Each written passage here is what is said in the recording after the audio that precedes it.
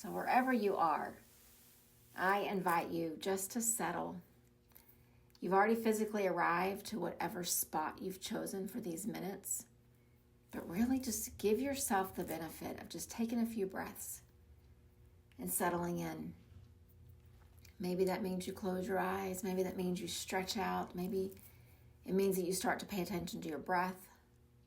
But whatever it means for you to settle in, do that. Recognize the busyness that was probably part of your day right up until the moment that you arrived here, to this spot, to this moment. See the value in the things that you were doing, and just as much see the value in the pause right now. Meditation serves this beautiful purpose in our lives. But when we do it with the right attitude, all of these other actions serve just as much of a beautiful purpose as well. And that's the inspiration for our time tonight. So just begin to lengthen that breath from wherever your breath has been, slow or steady or sluggish or fast. Just begin to lengthen and notice. And then let it go when it's time to exhale. And again, lengthen on the inhale. And fully let it go on the exhale.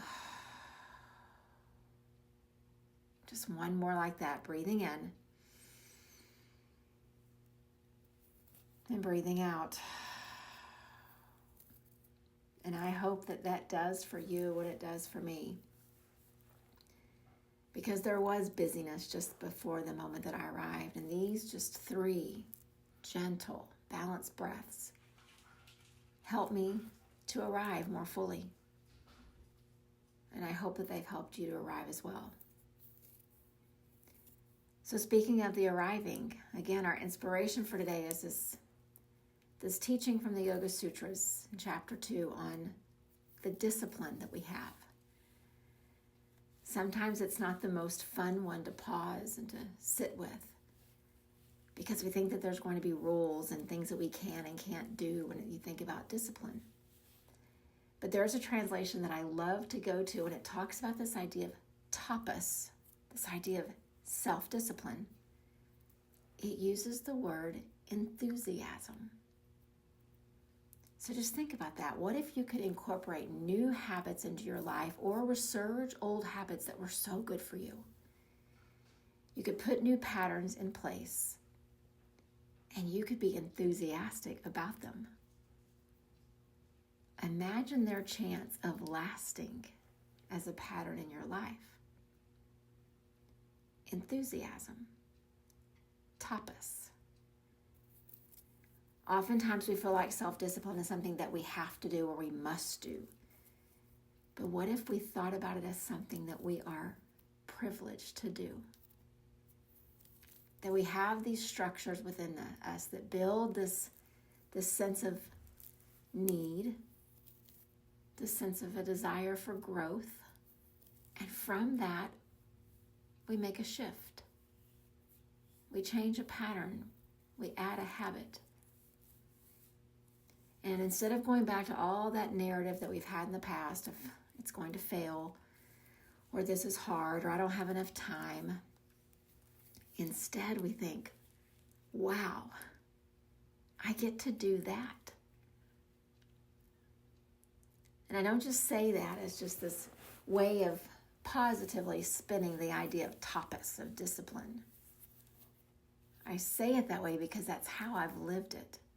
Now, there were times in my life, many, where my self-discipline was very dogmatic and it was very rigid. It was very hard. And it was very unforgiving. And if I had a habit or a pattern I was trying to put in place in my life and I skipped a day or I failed, I was really hard on myself. But somewhere along the way, the deeper that I got into these Yoga Sutras and the more translations that I began to sit with and study, I realized I was just taking one person's understanding at one stamp in time when there's so many other perspectives of how we understand these teachings? And for me to look at tapas and self-discipline from enthusiasm makes it so much more realistic in my life. So many years ago, I began teaching sunrise yoga. Not because I am a morning person, not because I like waking up at a certain time of the day, but because I was asked to. The person who had been teaching it was moving away, and those students expected a certain type of enthusiasm on the mat in the dark first thing in the morning. And so I was asked to take those classes and to bring that enthusiasm. And I will tell you, every day for the last many, many years, that I get to wake up and drive in my car and roll out my mat and stand in front of others to lead a practice as the sun comes up in the sky, I am enthusiastic about it. It's become a pattern and a habit, and I'm so thankful to the people who asked me to teach that class from the same enthusiasm as the person who had stood before me. And then as I began to study tapas even more, I realized that's what I was doing. I was working from a place of self-discipline, from a place of good, strong habits and patterns, but with a motivation that was enthusiastic. And it stuck.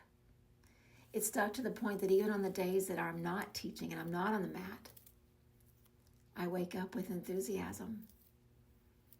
I've just trained myself over the years to take that first breath in the morning and realize there's a new day ahead of me and I get to live it. All because someone asked me to enthusiastically show up at 6 o'clock in the morning and lead a little yoga. And so what does that look like for you? What habit have you been trying to instill in your life? What habit would you like to put into your life?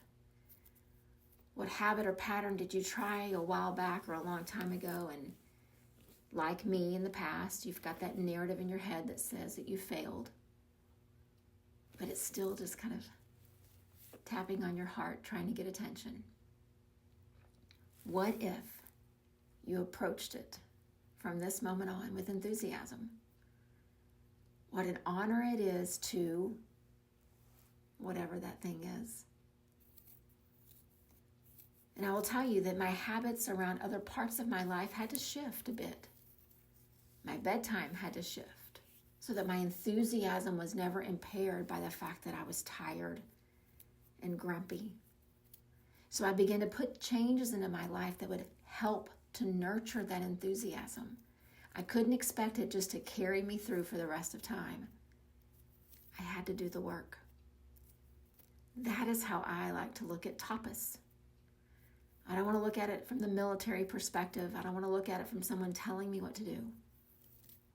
I want to look at it as what a privilege it is to get to do this. So just think to yourself, what is a habit or a pattern that would make you just a bit healthier physically, mentally, emotionally, spiritually? What little shift could you change in how you're doing things to become healthier, to become more peaceful? And are you willing to approach it enthusiastically, seeing it as a privilege, as an honor? Or what habit have you been really working on? And you've had good days and you've had missed days. You've had moments that you were so proud of yourself and moments that you were so disappointed. But you keep trying. You keep showing up. What if you approached it with enthusiasm?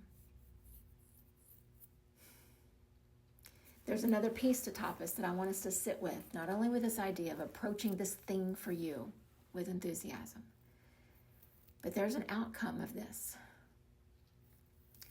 Because almost all the translations that you read about for Yoga Sutra 243, it talks about the outcome of this purification of what tapas does for us. It makes us more resilient. Someone telling us to do something, someone forcing us, is not going to make us resilient. It's going to make us resentful.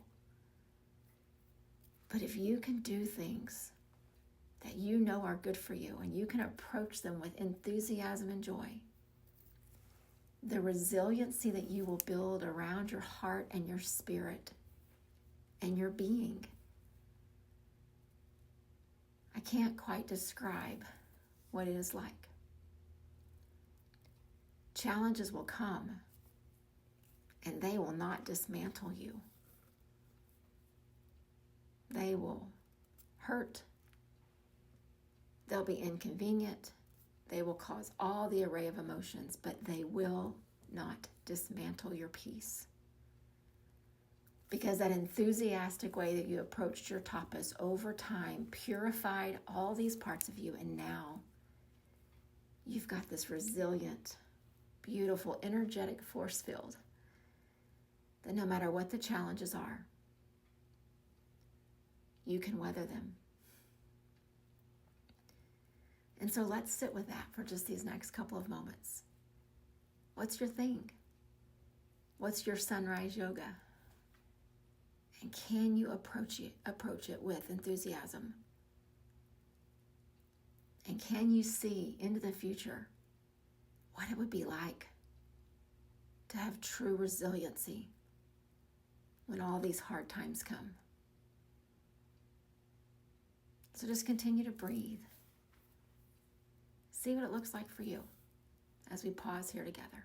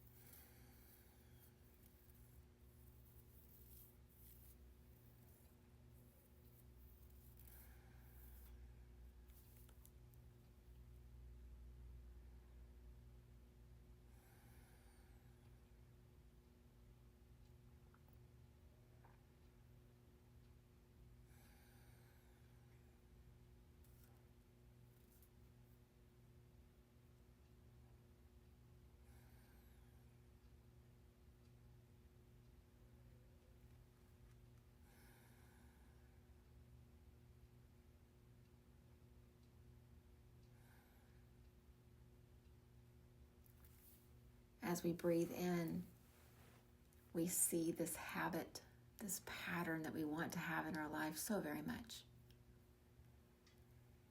And as we breathe out, we release any expectations, any ideas about how we think it should look. We breathe in the habit and the pattern. We breathe out anything that could be a stumbling block and make us feel guilty or disappointed in ourselves.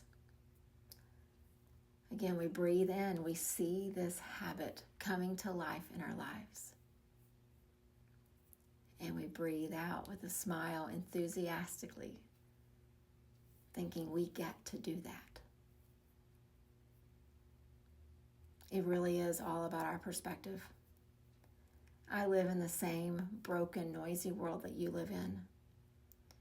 But I will tell you, this energetic force field, and I don't know what else to call it, that is around my heart and my spirit, makes it so that no matter how much I have to navigate this noisy, broken world, my peace is not dismantled.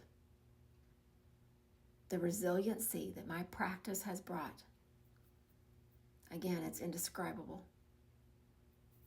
And my wish for each of us is that we all get to experience that. But it starts with enthusiastically, thinking about the habits that you want to have in your life, sticking to them enthusiastically, loving yourself on the days that they may not work, forgiving yourself on the days that you're tired or you're busy, and then waking up the next day, whatever it is for you, and enthusiastically starting again. Tapas. See if you can approach your self-discipline a little bit differently from here on out. Namaste.